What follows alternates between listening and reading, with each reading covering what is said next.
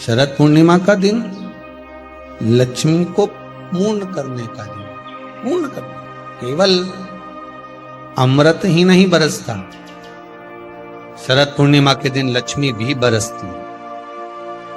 माता पार्वती जी ने संपूर्ण ब्रह्मांड में एक सिद्धता प्रदान कर दी कि अपने गोदी के लाल को, अपने गोदी के पुत्र को माता ने लक्ष्मी की गोद में देकर लक्ष्मी को पूर्ण बना दिया। वो दिन कौन सा था? यही शरद पूर्णिमा, यही शरद पूर्णिमा का दिन था। धन उलझ गया, तुमने तो कोई अच्छा सोचकर किसी को पैसा दिया, अच्छा सोचकर किसी को धन दिया और वो धन उलझ गया, नहीं आ रहा, पैसा वापस दे ही नहीं रहा। बेलपत्री के पेड़ के नीचे, बेलपत्री के वृक्ष की दो थोड़ी सी बाहर निकली हुई छाल को देख लो, बेलपत्री के वृक्ष की छाल। उस छाल पर कच्चा जो सूत होता है, धागा होता है ना, कच्चा धागा, सफेद कच्चा सूत, उस धागे को बेलपत्री की छाल पर 7 बार घुमा लो। चारों तरफ मत घुमाना, नहीं तो चारों तरफ धागा लेके घूम जा। बेलपत्री का जो वृक्ष होता है, उस वृक्ष की छाल पर 7 बार घुमा लीजिए। ये केवल शरद पूर्णिमा का ही उपाय है, इसके बाद नहीं करना है, केवल एक ही दिन होगा। बेलपत्री की छाल पर उसको घुमा लीजिए 7 बार घुमाकर, जब वो जनेऊ की तरह हो जाएगा ना, उसको उतार लीजिए। बेलपत्री के वृक्ष के नीचे घी का दिया लगाइए, हाथ में उसको रख लीजिए। जिस व्यक्ति को तुमने धन दिया और वो उलझ गया, नहीं दे रहा, पैसा पहुंचा नहीं रहा है, उस छाल पर जो धागा आपने लपेटा है, श्री शिवाय नमस्तुभ्यम का स्मरण कर कर बेलपत्री के पेड़ के नीचे कुंदकेश्वर महादेव का नाम लेकर उस धागे को शंकर भगवान को छुआकर महाराज माता पार्वती के चरणों में ले जाकर छोड़ दीजिए। अब विनती कर कर छोड़ दो और निवेदन कर दो, माँ मेरी इतना धन है, इतना पैसा है, विश्वास कर कर मैंने उसको दिया था, वो नहीं दे रहा, माँ से निवेदन कर। फिर कहेंगे संसार वालों के सामने जाकर रोगे तो दुनिया के लोग हंसी उड़ाएंगे। आप किसी से कह दो मेरा 5 लाख रुपए वो लेकर भाग गया, दिया काहे को? हमसे पूछा था, हमने कहा था। दुनिया के लोगों के सामने जाकर कहोगे तो हंसी उड़ाएंगे, अच्छा है लेकर भाग गया, अच्छा है डूब गया। हमें किसी के सामने नहीं रहना। द्रौपदी के 5 पुत्र जब मारे गए तो द्रौपदी किसी के सामने जाकर नहीं रोई। द्रौपदी अगर रोई तो परमात्मा के चरणों में जाकर रोई। उत्तरा का गर्भ जला, ब्रह्मास्त्र छोड़ा गया, उत्तरा कहीं जाकर नहीं रोई, सीधे भगवान के चरणों में जाकर। भगवान ने पूछा हुआ क्या? उत्तरा कहती मेरा गर्भ जल रहा है, ब्रह्मास्त्र आ रहा है। अगर संसार वालों के कहने में पड़ी रहती तो उत्तरा का गर्भ भी नष्ट हो जाता, पर भगवान के चरणों में चली गई। भगवान ने अंगुष्ठाकृति धारण करी, गर्भ में जाकर परिक्रमा करी, उत्तरा के गर्भ में पहुंच गए। जो बालक प्रविष्ट हुआ, परीक्षित हुआ। आते सी जन्म लेते सी जिसने परीक्षा करी वो परीक्षित हो गया। श्रीमद् भागवत में लिखा है, संसार वालों के आगे जाकर रोगे तो दुनिया के लोग हंसी उड़ाएंगे, पर परमात्मा के आगे जाकर कहोगे, परमात्मा हंसी नहीं उड़ाता, परमात्मा उस कार्य को सिद्ध करता। उसके सामने जाकर बोलो तो, तुम बोलो ही नहीं और परमात्मा के सम्मुख में और कहो कि मैंने तो सबके कह दिया, सबसे फोर्स लगा दिया, सबसे सोर्स लगवा दिया, ये करवा दिया। परमात्मा से जाकर निवेदन करो कि मेरा धन उलझा है, मेरा धन मैंने विश्वास रखकर करा था, दे दिया था, माँ अब आपको देना है, भगवान शिव की कृपा से वो पहुंचा आएगा। एक पूर्णिमा पर करके देखने में क्या जा रहा है? शरद पूर्णिमा किसी भी समय पर कभी भी करो, उलझा हुआ धन मां सुलझा वापिस ला। अब पूर्णिमा के व्रत में आपने कई बार किताब पढ़ी होगी पूर्णिमा की, या आपने व्रत किया होगा, या पूर्णिमा का व्रत आप धारण करे होगे, तो उसमें पूजन कौन से भगवान की हो? पूर्णिमा के व्रत में किस भगवान की पूजन होती है? तो कहा पूर्णिमा के व्रत में केले के खंभ लगाकर पूर्णिमा का जो अध्यापन होता है, पूर्णिमा की जो पूजन होती है, उस पूजन में शंकर और पार्वती की पूजन की, शिव और नारायण की पूजन करी जाती। शंकर और पार्वती का स्मरण किया जाए। किसकी पूजन होती है? शिव पार्वती। क्यों? शंकर और पार्वती का पूजन क्यों करा जाता है पूर्णिमा के व्रत में? क्योंकि शिव और माता पार्वती ही केवल एक ऐसे हैं जिन्होंने अपूर्ण लक्ष्मी को भी पूर्ण बना दिया था। किसको पूर्ण बनाया है? लक्ष्मी। शरद पूर्णिमा के दिन अगर आप शंकर भगवान को एक लोटा पानी अगर शिव को समर्पित कर रहे हो, श्वेत पुष्प को रख कर शंकर जी के ऊपर सफेद फूल को चढ़ाकर अगर एक लोटा जल भी एक पात्र जल भी शंकर को समर्पित कर रहे हो, तो ये लक्ष्मी के लिए ही तो कर रहे हो। और कौन सी लक्ष्मी? पूर्ण लक्ष्मी। पूर्ण लक्ष्मी। आपको पहले भी कथा में कहा, एक बार भगवान विष्णु के सामने लक्ष्मी मैया ने बहुत तेज स्वर में कह दिया था, नारायण, दुनिया के लोग आपका नाम जपते हैं, दुनिया के लोग नारायण नारायण कहते हैं, दुनिया के लोग आपका भजन करते हैं, पर सत्य मायने में कहूं ना तो मेरे बिना दुनिया के लोगों की नहीं चल सकती। मेरे बिना दुनिया नहीं चल सकती, संसार मेरे बिना नहीं चल सकता। भगवान विष्णु ने कहा, ये तो गलत है लक्ष्मी आपका कहना। एक दिन लक्ष्मी को अहंकार आ गया। अहंकार के संबोधन जब माता लक्ष्मी करने लगी तो भगवान उसी समय पर भगवान विष्णु को क्रोध आ गया और भगवान विष्णु ने कह दिया, लक्ष्मी तू इतनी बड़ी बड़ी बात कहती है कि तेरे बिना नहीं रह सकती संसार। मैं तुझे कहता हूं लक्ष्मी, तू अपूर्ण है। तू अपूर्ण है, तू पूर्ण कब हो गई? तेरी पूर्णता कहां हो गई? लक्ष्मी की आंख से आंसू बहने लगे। आज आपने मुझे अपूर्ण कहा। आपको मालूम है आप मुझे अपूर्ण कह रहे हो? आपको ये ज्ञात हो रहा है आप मुझे अपूर्ण कह रहे हो? भगवान कहते हैं, हाँ लक्ष्मी, मैंने तुझे अपूर्ण कहा। अपूर्णता का मतलब आप जानते हो ना? भगवान कहते हैं, लक्ष्मी मैं सब जानता हूं। लक्ष्मी रोती हुई माता सरस्वती के पास पहुंच गई। सरस्वती ने पूछा, क्या बात है लक्ष्मी, क्यों रो रही हो? लक्ष्मी जी ने कहा, क्या बताऊं सखी, मेरे पति ने आज मुझे अपूर्ण कह दिया है। तो क्यों रो रही है तू? अपूर्ण अगर कह दिया, पति ने ही तो कहा है ना, तो क्यों रोना? चल मेरे साथ में। और सरस्वती मैया माता लक्ष्मी को लेकर सीधे पहुंच गई माता पार्वती के यहाँ। माता पार्वती के यहाँ जब पहुंची, माता पार्वती ने लक्ष्मी जी को देखा और सरस्वती को देखा तो पूछा कि बात क्या है, क्या हो गया ऐसा, क्या हुआ, क्या है ऐसा जो तुम दोनों आज मेरे पास में आई? क्या हुआ? पार्वती जी कुछ बोलती, शिव जी का ध्यान माता सरस्वती की ओर और लक्ष्मी की ओर गया और भगवान शंकर जान गए कि आज भगवान नारायण ने लक्ष्मी जी को अपूर्ण कहा है। अब देखें माता पार्वती क्या कर सकती है, इसको पूर्ण बनाने के लिए करेगी क्या? क्या हुआ? माता सरस्वती जी बोली, लक्ष्मी को अपूर्ण कर दिया। अपूर्ण कर दिया? हाँ, तो क्या सोचना उसके लिए, इसको मैं अभी पूर्ण बना देती हूं। माता जगत जननी पार्वती ने गोदी में विराजमान गणेश जी को उठाया और उठाकर लक्ष्मी जी की गोद में दे दिया। ले लक्ष्मी, आज से तू पूर्ण हो गई। लक्ष्मी, आज से तू पूर्ण। गोदी में जब तक संतान नहीं है तो नारी को लोग अपूर्ण समझते हैं।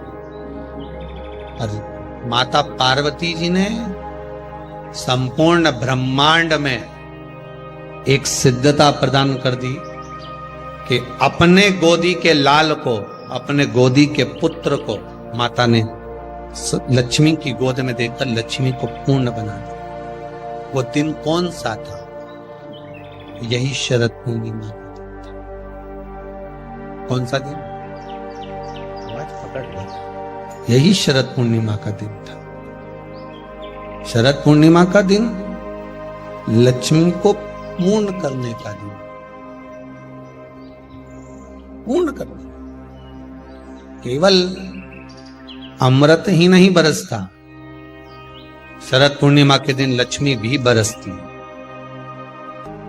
कितना सुंदर बात है, जरा ध्यान दीजिएगा। अगर आप थोड़ा सा पूजन में चावल भूल गए तो आपके मन में आ जाता है कि मैंने चावल नहीं चढ़ाया। बोला आता है कि नहीं आता? शास्त्र कहता है, अग्नि पुराण में स्पष्ट किया गया, कितना भी पूजन का सामान बाजार से लिया और कितनी भी अच्छी पूजन की थाली जमा लो, अच्छे से अच्छा विद्वान भी पूजन की संपूर्ण सामग्री पूजन की थाली में रख ले, विद्वान से विद्वान ब्राह्मण जन हो, चाहे पूजन करने वाला एक साधारण सा मानव क्यों ना हो, वो पूजन की थाली में संपूर्ण सामग्री जमा ले, तो भी पूजन की सामग्री में पूजन करते समय कुछ ना कुछ रह ही जाता। अच्छे से अच्छा विद्वान भी पूजन की सामग्री में थोड़ा ना थोड़ा रह गया।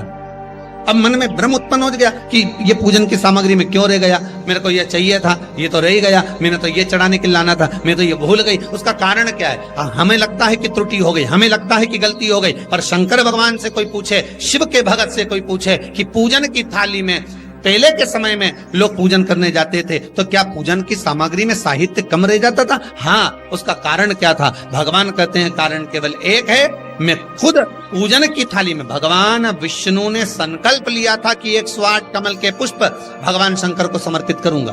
पहले कथा में वर्णन किया, 108 कमल के पुष्प भगवान को दूंगा। जब आखिरी दिन महीने का पूर्ण होने जा रहा था, श्रावण के महीने का, भगवान ने एक पुष्प को निकाल लिया, उसमें पूजन की थाली में एक फूल कम कर दिया। अब आपको लगे, परिवार को लगे, कुटुंब को लगे, किसी को लगे, पूजा की थाली में पुष्प, पूजन की थाली में सामग्री अगर कम रह गई है तो आप ये विचार ना करें कि मुझसे गलती हो गई, मुझसे त्रुटि हो गई, भगवान रुष्ट हो जाएंगे।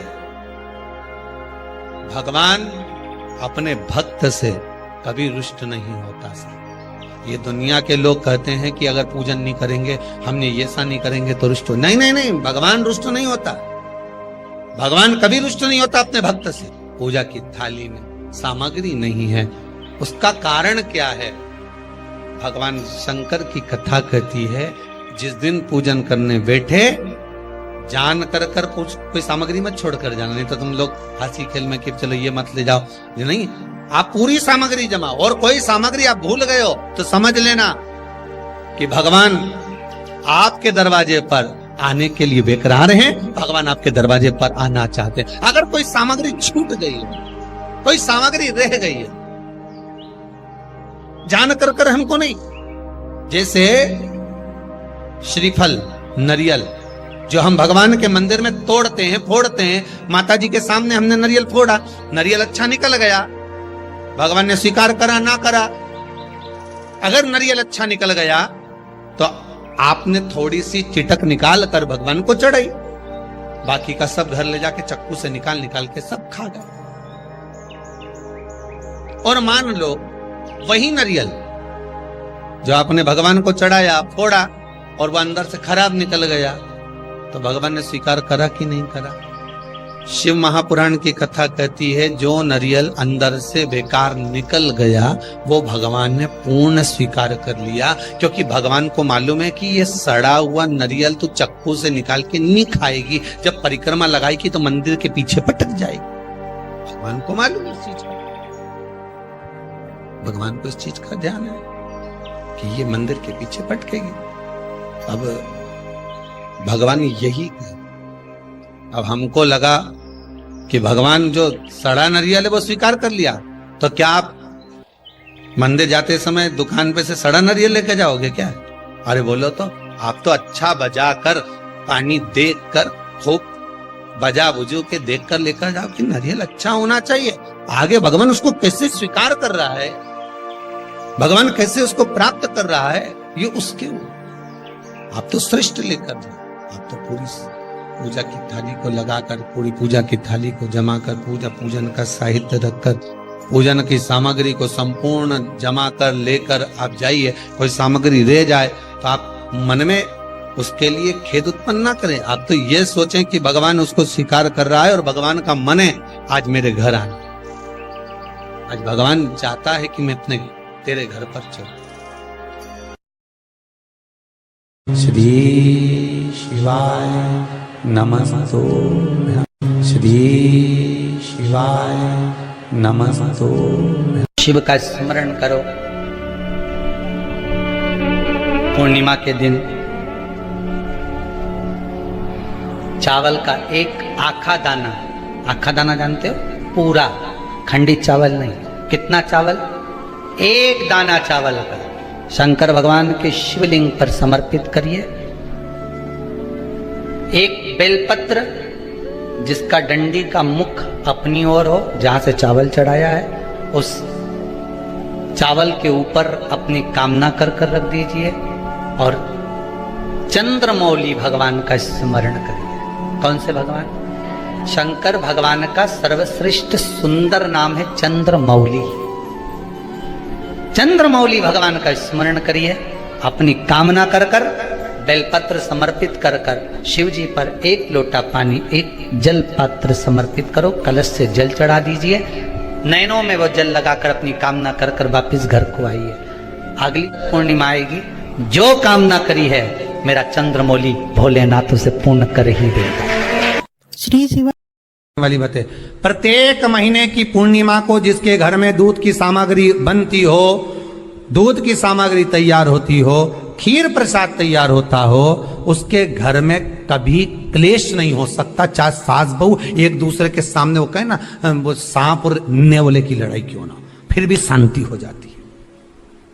पर प्रत्येक महीने की पूर्णिमा होना चाहिए। ये नहीं कि तुमने एक महीने की पूर्णिमा पे बना लिया और दूसरे महीने की पूर्णिमा को गायब कर दिया। फिर किसी ने कह दिया आज चूरमा तो बन रहा है, दाल बाटी तो बन रही है चूरमे के साथ में, लड्डू बन रहे हैं, तो काय को खीर बना रही हो? तो तुमने अब वो खीर प्रसाद, कितना भी दुख विपदा कष्ट सम्मुख में खड़ा हुआ हो, कितना भी दुख, पूंजी धन की अगर आपको कमी पड़ रही है और ऐसा लग रहा है कि मेरे पास में कुछ भी नहीं, हम तो यहां तक कहेंगे कोई मकान बना रहे हो, बेटी का विवाह कर रहे हो, बेटे का विवाह कर रहे हो, कोई अच्छा कार्य कर रहे हो, धन संपदा की भी कमती दिखे तो समय पर कांता भगवान का स्मरण कर कर, कांता चक्र का स्मरण कर कर, शिव और नारायण का नाम लेकर, एक बेलपत्र, एक शमी पत्र, एक श्वेत पुष्प, एक लाल पुष्प, दोनों हाथ में लेकर भगवान शंकर के अशोक सुंदरी के स्थान पर अगर समर्पित करा जाए तो संपदा की भी कमी नहीं आती। वो कांता चक्र है जो नारायण के